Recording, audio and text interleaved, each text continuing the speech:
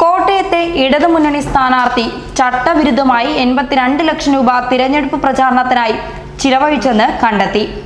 തിരഞ്ഞെടുപ്പ് കമ്മീഷൻ 70 ലക്ഷം രൂപ ചെലവാക്കാനാണ് നിർദ്ദേശം നൽകിയിരുന്നത്.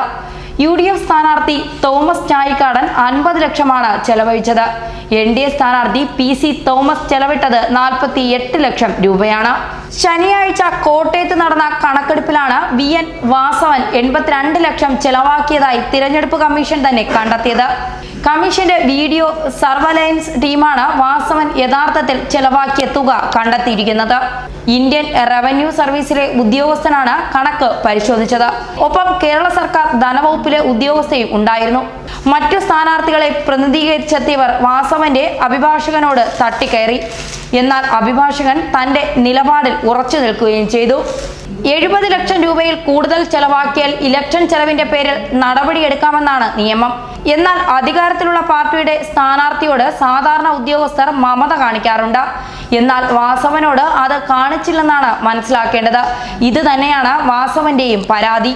ഇത്തവണ തെരഞ്ഞെടുപ്പിൽ ചിലവിന്റെ കാര്യത്തിൽ കർശനമായ നിയന്ത്രണമാണ് ഏർപ്പെടുത്തിയിരുന്നത്. ചിലവിന്റെ വിശദാംശങ്ങൾ സർവൈലൻസ് ടീം വീഡിയോയിൽ ചിത്രീകരിച്ചിരുന്നു. തിരഞ്ഞെടുപ്പിന്റെ ചിലവുകൾ കണക്കാക്കാൻ ധനവകുപ്പിലെ ഉദ്യോഗസ്ഥരെ വിന്യസിപ്പിച്ചിരുന്നു. വാസവനെതിരെ എന്തെങ്കിലും നടപടി സ്വീകരിക്കുമെന്ന് കരുതാനാവില്ല.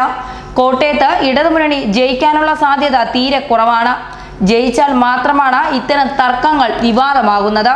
ന്യൂസ് ഡെസ്ക് മലയാളി വാർത്ത.